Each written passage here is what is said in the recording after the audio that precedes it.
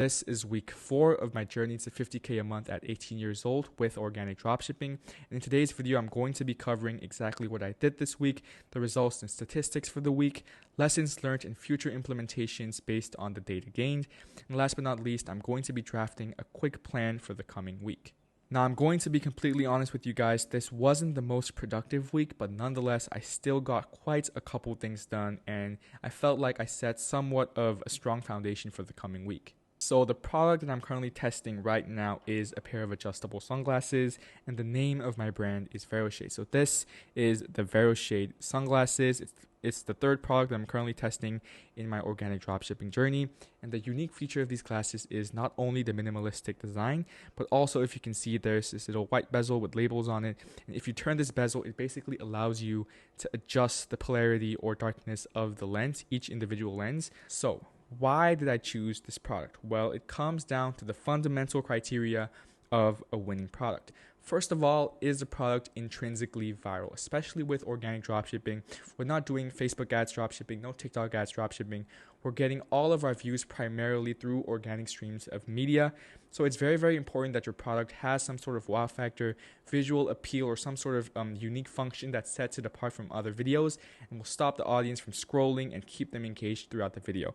And I feel like these glasses fit perfectly into that criteria, not only because of its nice design, not only because of its unique adjustable polarity function, but also because in the anime niche, a lot of popular characters like Gojo wear black glasses similar to these. So it's very, very easy to incorporate images or visuals of these characters in order to create some sort of wow factor in the hook and keep the audience engaged. Now, second of all, does the product provide some sort of value or solve a problem? Yes, obviously sunglasses have been around for the longest time, and they have a very clear function, which is to protect your eyes from the sun's UV rays and also allow you to see better in very bright environments. So this product not only solves that problem, but also goes above and beyond by allowing you to adjust the polarity of the lenses. So even if you're outside and then you have to go into an indoor situation, you don't look like an idiot with sunglasses. You can just turn the dial and it looks like a normal pair of glasses. Especially as we're approaching summertime now, the summer season, this product is booming. The demand is higher than usual for products like these. Sunglasses are things that will help you protect your eyes against the sun, and I feel like this product is in high demand, provides value, and also solves an important problem. The third criteria is, does it have a high perceived value? Yes, especially with fashion items, the perceived value of the item highly depends on the way that you brand it specifically. And with these sunglasses, because it has a minimalistic design and it's also made from this kind of heavy and sturdy and durable material, I'm not sure exactly what it is. It's some sort of matte-like alloy, maybe like titanium or something like that. It looks very clean and minimalistic, so even if I'm not able to charge like 100, 150, $300-400 like some of our competitors, I'm still able to charge a decent price of $50-60 and still give it a high perceived value, so the audience doesn't think, the customers don't think they're getting scammed completely. Now, the fourth criteria is the product in a passionate niche? Now, my product is obviously in the fashion niche, more specifically the sunglasses niche, which is a very broad but not very passionate niche. But hopefully, because of this glasses' unique feature, which is the adjustable dial, like I mentioned earlier, it will kind of appeal to a certain audience and kind of evoke some sort of passionate emotions. I'm not sure, but also, like I mentioned earlier, because it also fits into the anime niche, a lot of popular characters wear glasses similar to these. There's also some sort of content angles and marketing angles I can use targeting anime fans who want to wear glasses that look like this. So I feel like, yes, even though it may not be in one specific passionate audiences, there's many different audiences and niches that we can target with this product, which allows me to target at least some customers who are interested in this product. Now, the fifth criteria is it easy to film videos for the product? Now, I'll be completely honest, this one criteria alone is probably the primary reason why I chose to test this product over other products that I had in my product research sheet. And the reason for that is because, with the previous products I've tested, such as the Poo plushie, I literally couldn't film any videos in my house that would make it stand out enough or make it good enough to actually go viral. So I had to go to different places that were like a 40-50 minutes drive away from my house, because I live in Myanmar. It's a third world country. To get a nice background or like a nice skyline in the background, it's very, very hard. Most places are like absolute slums here. So, for example, with some clips, I had my number one hook with the previous account was throwing the plushie off a building. And to do that, I had to climb 6 flights of stairs, throw the plushie down, climb down 6 to 7 flights of stairs, pick it back up, go back up 7 flights of stairs, and repeat that process like 10 times a day, right? And I was completely exhausted. I was sweaty. I was tired. I was frustrated because it wasn't easy to film videos for the product.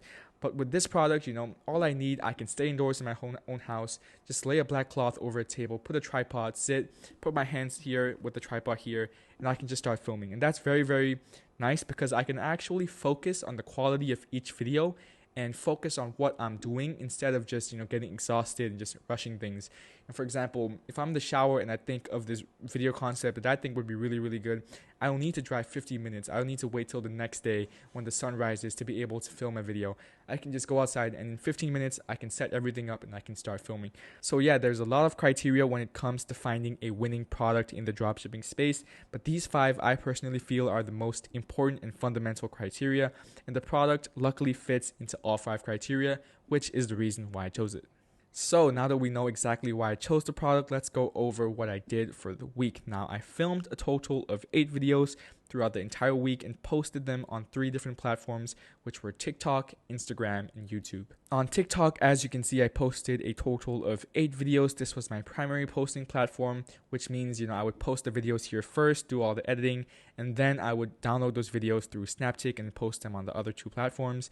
And the results showed that the videos performed better than previous products on TikTok and demonstrated strong performance early. Now, the average view count for my channel, excluding the second video, which was restricted and only had 20 views, unfortunately, was 1,144 views.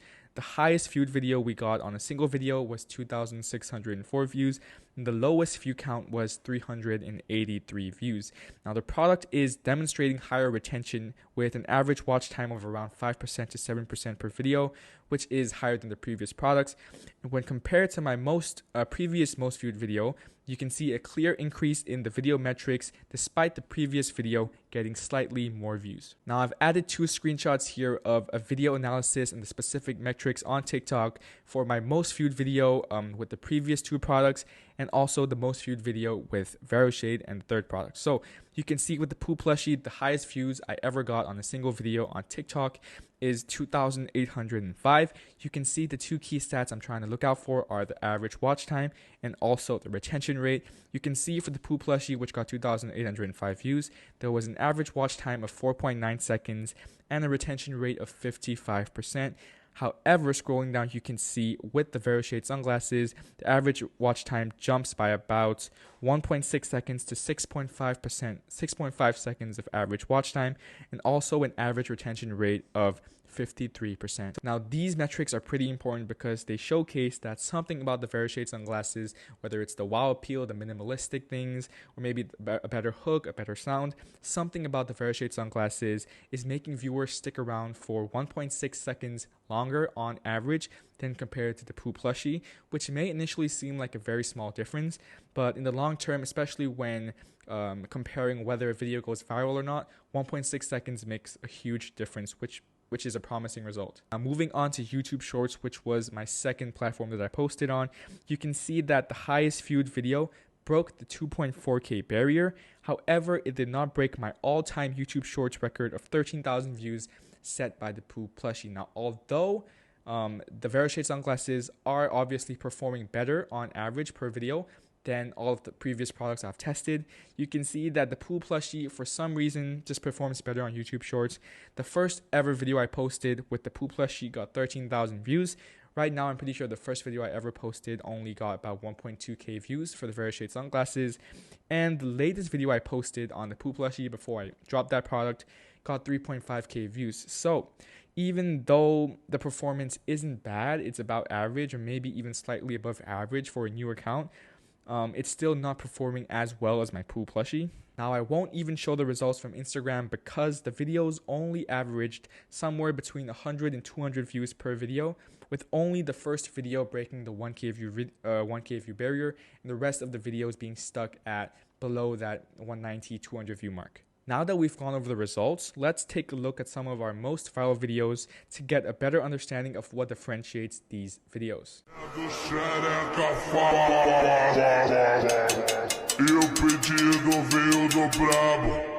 Vem dançar com a gente. Say now, I believe it is time to me and the devil. Now, as you can see from the videos, different video concepts perform the best on the two platforms. However, one distinct trend can be observed with these videos when compared to all the others. Now, first of all, the hand movements were always slow, controlled, and flow with the sound. Now, what I meant by this is the table that I use to film these videos is pretty low. It's around my knee height. So in order to get my hands at that angle where I can still see and get that kind of like POV effect, I had to almost do a half squat or sometimes even like a full squat in order to get in that position. And my legs don't have the highest endurance. I haven't done leg day in like 6 months. I hate leg day, right? So my hands were shaking, my body was shaking, I was tired, my movements were all rushed. That was reflected in the performance of the videos, right? You could see, my hand movements were shaky, they were like fast. I had to slow them down in editing, which made it look unnatural. The FPS dropped in certain parts. And overall, the video and movements didn't flow very well with the sound. However, with these two viral videos, I bought a new chair. However, with these viral videos, I actually got a new chair, or I put something that I could sit on so that I was much more relaxed. My hands were not shaking anymore, and I was able to do hand movements that were slow, controlled, relaxed. I wasn't rushing, and I was able to do hand movements that went perfectly with the sound and as I intended. Second of all, the videos were filmed in 4K resolution, and the sharpness and clarity settings were maximized in the editing process, and the flashlight glare was minimized. Now, what I meant by this is, with the other videos, I was only filming in 1080p 60 FPS. However, with these videos, I filmed in 4K, and also in the post-editing process, I almost maximized the sharpness and clarity in the settings. Now, the reasons that I did this is because initially I thought that 1080p was like the maximum resolution. It's clear enough. And I was only filming in 1080p almost to conserve my phone storage, right? What I realized is when you post a video on TikTok, no matter how perfect your settings are, no matter how perfect your editing and videos are, the video always loses resolution, some form of resolution when you post it, some sort of compression. It's just something that the TikTok algorithm does. You can't really control it. So if I want a 1080p video, I have to post it in 4K. If I post a 1080p video, it's going to end up on the viewer's phone as a 720p video. It's kind of blurry, and blurry videos will most likely never go viral. And if it's blurry enough, TikTok will probably even restrict the video to a certain extent. So I filmed these videos in 4K. I enhanced the sharpness and clarity past what I thought was natural, because I understood that when I posted it, it would lower them down. And also because I was using my phone's flashlight to demonstrate the adjustable polarity of the sunglasses, there was a sort of glare because the light was so bright, because the glasses are black, the background is black, my gloves are white, then there's this really bright light in the background, which kind of made this glare with like different specks of white on the screen, and it was just messing with my camera. So I went to my phone, I lowered the flashlight down to the lowest settings so it wasn't interfering with the exposure and things from my camera. And then because of that, my video was much more higher quality. There wasn't any weird lighting issues, and overall the video production quality was just much better with these viral videos. Now that I've gone over what product I picked, the videos I made, the results, and the future implementations, let's go over a quick plan for the coming week. Now, in this coming week, I'm going to follow a different posting schedule and focus on maximizing the quality of each video instead of the quantity of uploads, because I found out one thing, which is that videos with 1K to 3K views do not convert at all. No one will come on your website. These are just views that the TikTok algorithm gives you. It's very rare that you'll find people who are interested enough to actually view your website. And because of that, it makes so much more sense to put all my time and effort into trying to make a viral video that actually resonates with the target audience. Now, especially since I'm starting a brand new account from scratch, getting my first viral video, and I define a viral video to be somewhere around that 50,000 view or higher range, it is essential not only for proof of concept and product validation, but also to cross the 1,000 follower mark, and I'm talking about TikTok, to get that link in bio. Now, what I mean by this is, I've posted anywhere from 70 to 80 videos per platform in total with the two products I've previously tested. And I'd say I've racked in anywhere from 110 to 150,000 views in total across all my platforms with the 2 previous products. And 60 to 70% of my videos is around that 1,000 view mark or higher, right?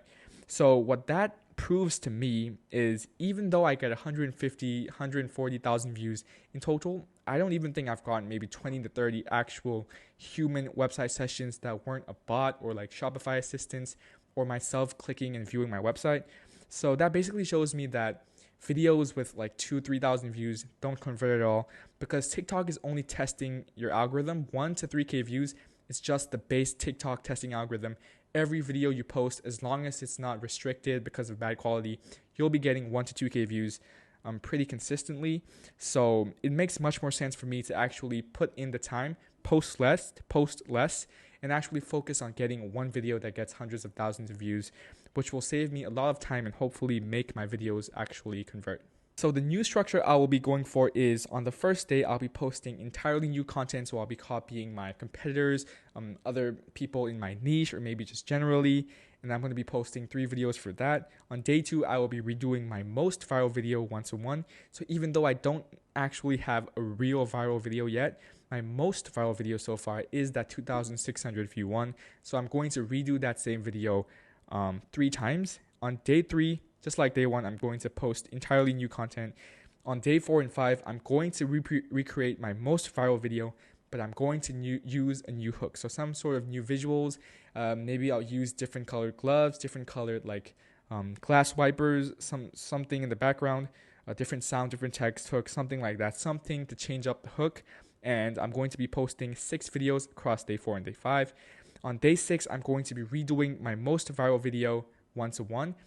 And then on day 7, I'm going to be posting, again, my most viral video with a new hook. Now, I'm going to set some guidelines for the coming week that's going to make sure that I stay on track. And those guidelines are that all videos must be filmed at maximum possible resolution. The cuts and timings must be perfect. And the white/black color balance must be visually appealing. Anyways, that's basically it for the video. Thank you all for watching. I hope to see you guys next week. And if you're interested in business, mindset, self-improvement, e-commerce, I strongly recommend you go ahead and check out my channel, because you may get some unique and realistic insights, or possibly even some value that you may not have expected. Anyways, this is it for today, and I hope to see you guys next time. Peace.